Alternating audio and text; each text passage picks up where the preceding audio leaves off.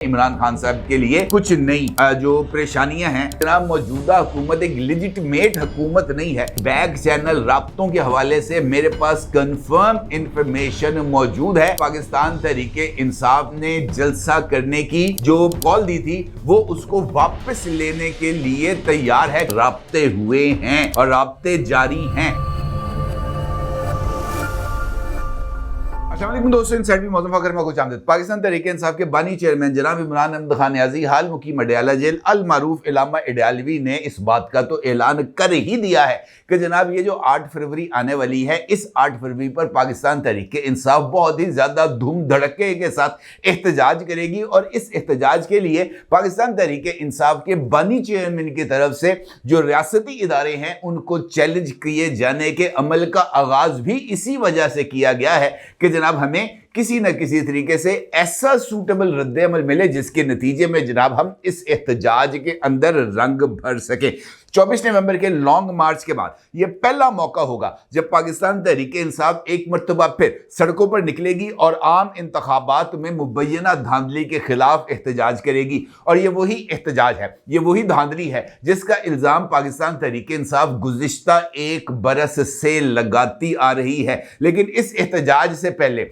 और इस धांधली के मामले को उजागर करने से पहले ही एक और इंपॉर्टेंट डेवलपमेंट सामने आ गई है जिसने पाकिस्तान तहरीके इंसाफ के इस इंतखाबी धांधली का जो बयानिया है उसको तो मुकम्मल तौर पर धबरदूस करके रख दिया है। ना सिर्फ ये कि जनाब ऐसे शवाहद सामने आ गए हैं जिसने पाकिस्तान तहरीके इंसाफ के लिए एक ऐसी मुश्किल को क्रिएट कर दिया है जिसके नतीजे में पाकिस्तान तहरीके इंसाफ के लिए इस इंतखाबी धांधली के बयानिए या मैंडेट की वापसी के हवाले से शुरू की जाने वाली मुहिम तो मुकम्मल तौर पर जो है खत्म हो जाएगी। ऐसे कौन से सबूत हैं जो सामने आए हैं, यकीनी तौर पर आप जानना चाहेंगे। यह सवाल भी बहुत ज्यादा अहमियत का हामिल है कि क्या एहतजाज होगा और यह एहतजाज मैंडेट की वापसी के जो मुतालबा है उसको पाए तकमील तक पहुंचा सकता है। ये अगर एहतजाज होता है तो इस मर्तबा रियासत का रद्द अमल कैसा होगा और सबसे बढ़कर ये कि इस एहतजाज की कामयाबी और नाकामी के असरात पाकिस्तान तहरीके इंसाफ पर किस तरह मुरतब होंगे, इस सारी सूरत हाल पर आपके साथ बात करूंगा।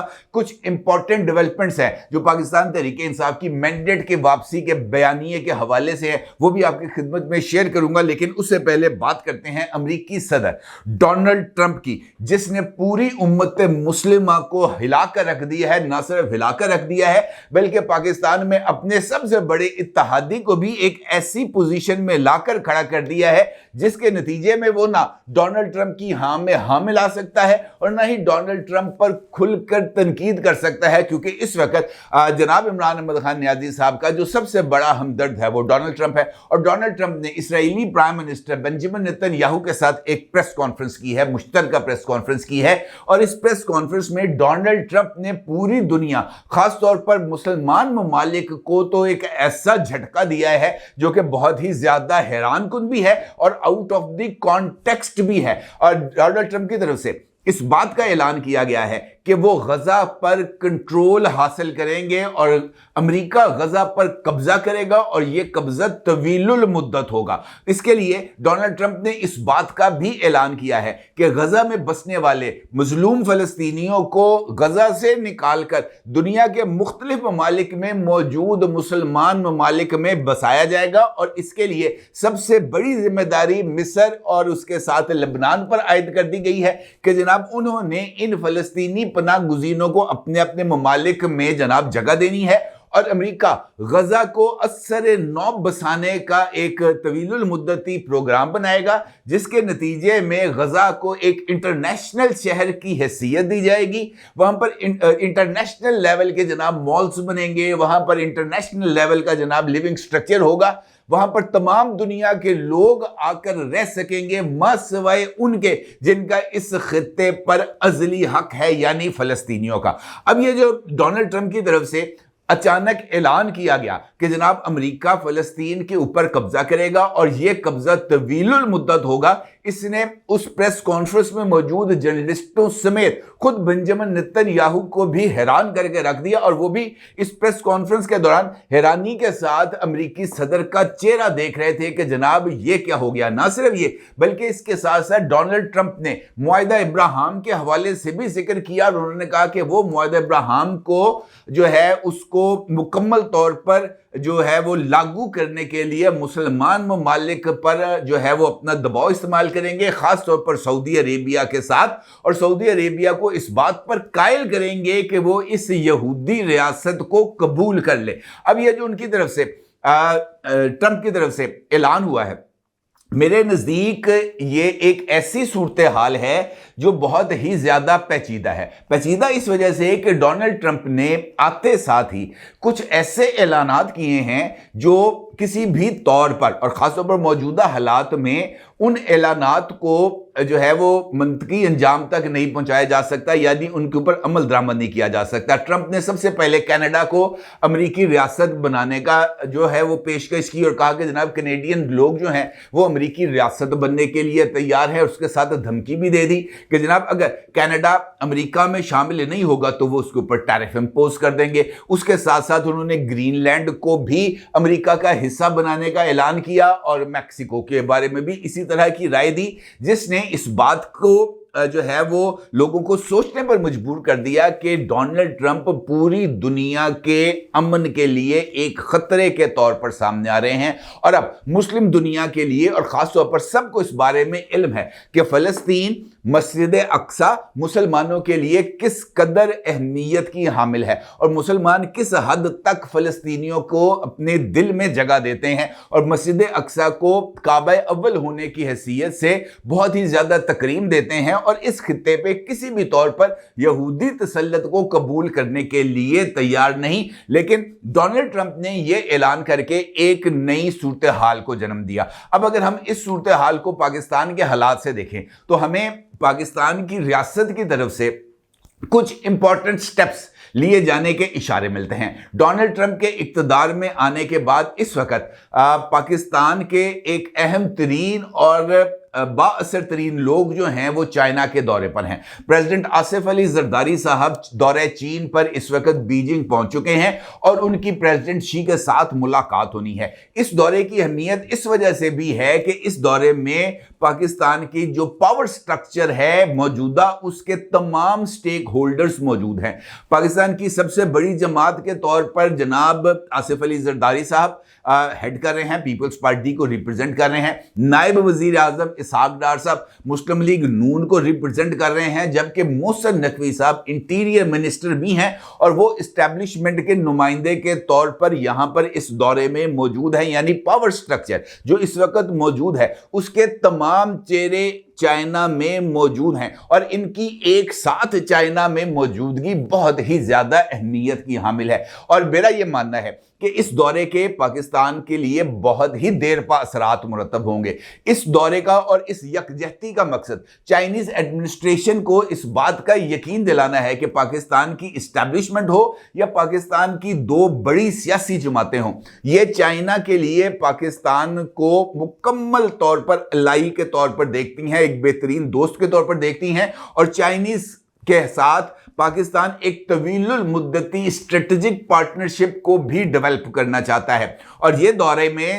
پریزیڈنٹ شی کے ساتھ سی پیک 2 کے لیے جو بھی نیگوسیشنز ہوں گی وہ بھی بہت زیادہ فروٹفل ثابت ہو سکتی ہیں۔ اور یہ پیغام ڈونلڈ ٹرمپ کے لیے کے ساتھ ساتھ انڈیا کے لیے بھی ہے کہ جناب اگر آپ اپنے لیے کچھ علاقائی اتحادی تلاش کر رہے ہیں تو پاکستان بھی اس خطے کے سب سے طاقتور اتحادی کو اپنے ساتھ کھڑا کر رہا ہے۔ نہ صرف یہ بلکہ مستقبل میں پاکستان کے اہم ترین سفارتی حلقوں کا رشیا کے دورے کا بھی امکان ظاہر کیا جا رہا ہے، اور خود بلاول بھٹو زرداری صاحب بھی اس وقت امریکہ کے دورے پر ہیں، جہاں پر وہ امریکی پریزیڈنٹ ڈونلڈ ٹرمپ کی طرف سے جو روایتی ناشتہ دیا جاتا ہے اس میں وہ شرکت کریں گے۔ لہٰذا یہ جو صورتحال ہے وہ ایک جانب پاکستان کو ایک نئی سفارتی صف بندی میں کھڑا کرنے کی کوشش کی جا رہی ہے، دوسری جانب ڈونلڈ ٹرمپ کی حمایت کے لیے اس وقت پاکستان تحریک انصاف جو ٹل کا زور لگا رہی ہے اس کے لیے بھی یہ ایک مشکل صورتحال ہے، کیونکہ اگر وہ ڈونلڈ ٹرمپ کے اس منصوبے میں ان کا ساتھ نہیں دیتے جس کے نتیجے میں فلسطینیوں کو غزہ سے بے دخل کیا جائے گا، تو پھر ڈونلڈ ٹرمپ کے نزدیک عمران خان کی ویلیو کیا ہوگا؟ اگر چل تو اندر ہی رہ سانو تیرا کی پا رہے، لیکن اگر یہ جو ہے عمران خان اور اس کی جماعت ڈونلڈ ٹرمپ کے ساتھ آ کر کھڑے ہوتے ہیں، تب ڈونلڈ ٹرمپ کے ساتھ کھڑے ہونے کے نتیجے میں پاکستان میں جو ہے وہ پاکستان تحریک انصاف کی منجی ٹھک جائے گی۔ لہٰذا یہ ایک ایسی سچویشن ہے جہاں پر عمران خان نہ تو کھل کر ڈونلڈ ٹرمپ کی سپورٹ کر سکتا ہے اور نہ ہی کھل کر ڈونلڈ ٹرمپ کی مخالفت کر سکتا ہے۔ البتہ یہی سچویشن اس وقت پاکستان کی اسٹیبلشمنٹ میں عمران خان کے لیے موجود ہے۔ اگر آپ غور کریں تو جس طریقے سے میں نے آپ سے گفتگو کے آغاز میں کہا کہ عمران خان کی طرف سے اس بات کا اعلان کیا گیا ہے کہ وہ ایک نئی احتجاجی مہم کو شروع کرنے جا رہے ہیں، اور اس نئی احتجاجی مہم کے لیے جو 8 فروری کی تاریخ ہے اس کا تعین کیا گیا ہے، اور 8 فروری کی تاریخ کا تعین محض اس وجہ سے کیا گیا ہے کہ اس کے نتیجے میں عمران خان صاحب جو ہے وہ اپنے لیے کسی طرح کی نئی پولیٹیکل سٹینڈنگز کو ڈیولپ کر سکیں، کیونکہ موجودہ حالات میں اس وقت عمران خان کے لیے پولیٹیکل سٹینڈنگز یا ان کے لیے جو بیانیہ ہے وہ مجھے آگے بڑھتا ہوا نظر نہیں آ رہا، اور شاید یہی وجہ ہے کہ آنے والے دنوں میں ہمیں عمران خان صاحب کے لیے کچھ نئی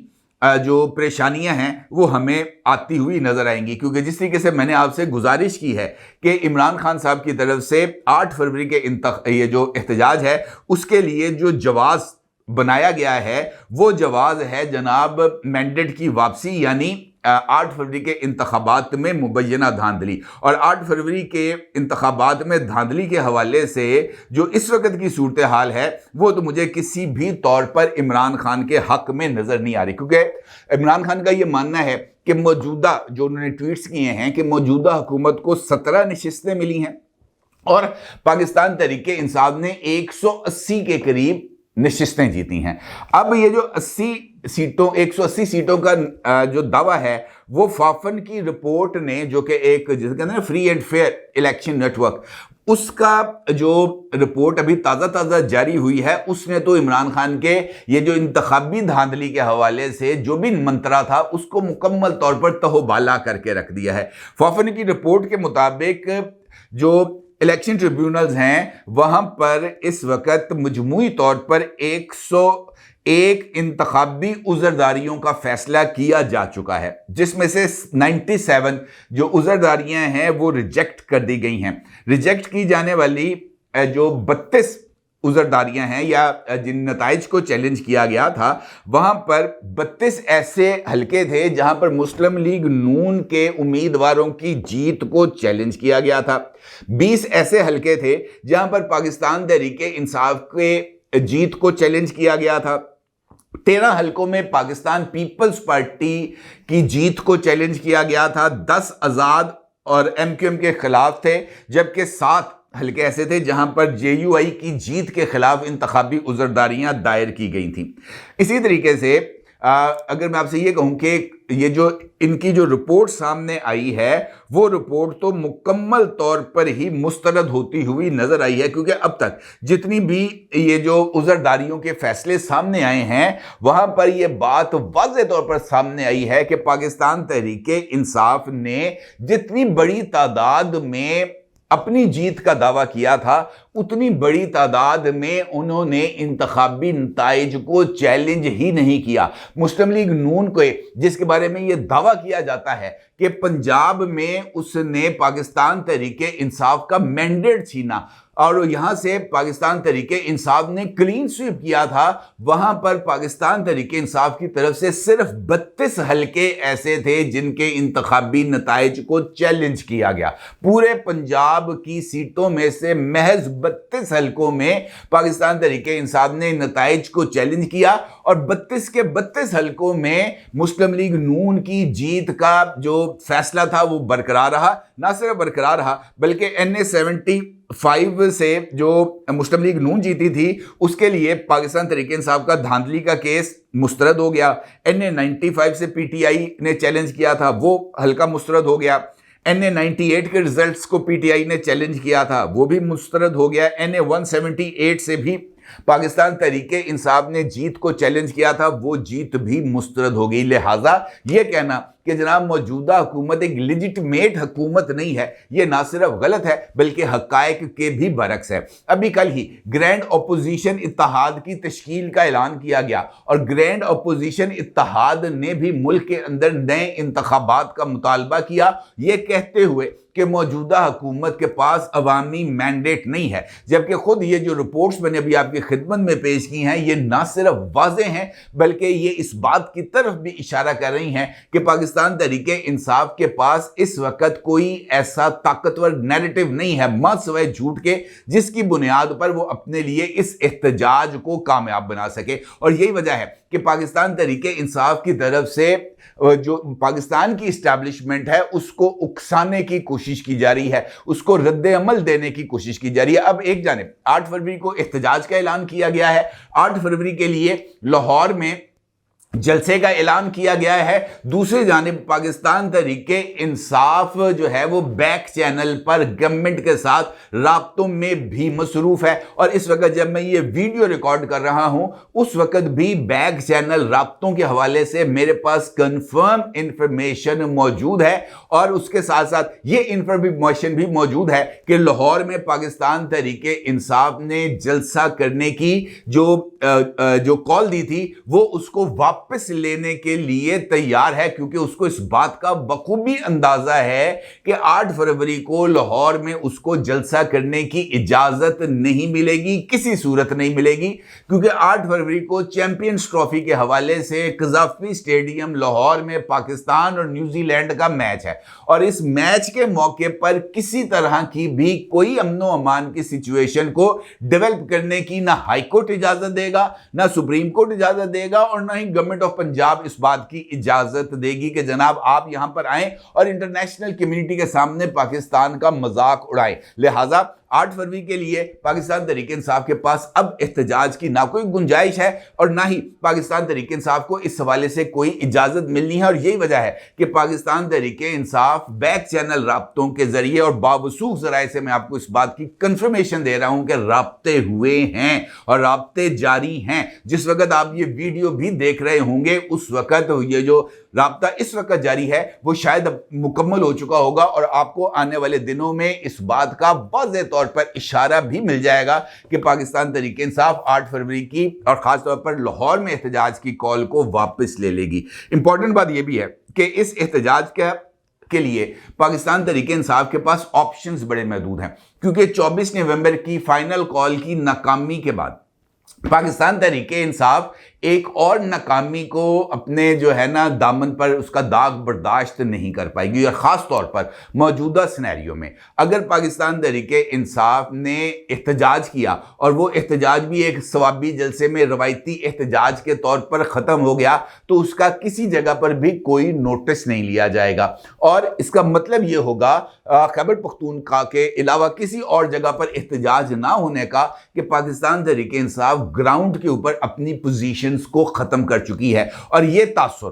اگر آگے بڑھتا ہے تو یہ پاکستان تحریک انصاف کی پولیٹیکل پریزنس کے لیے بہت ہی زیادہ خطرناک ثابت ہو سکتا ہے. لہٰذا خود پاکستان تحریک انصاف یہ چاہے گی کہ وہ اس احتجاج کے اعلان کو ایک نمائشی احتجاج کا رنگ دے اور وسیع تر قومی مفاد کے اندر ایک کنسنسس کو ڈیولپ کرتے ہوئے اپنے اس کال سے بیک آؤٹ کر جائے اور اس کے لیے وہ اپنی اس اہمیت کو اجاگر کرے گی کہ دیکھیں ہم نے نیشنل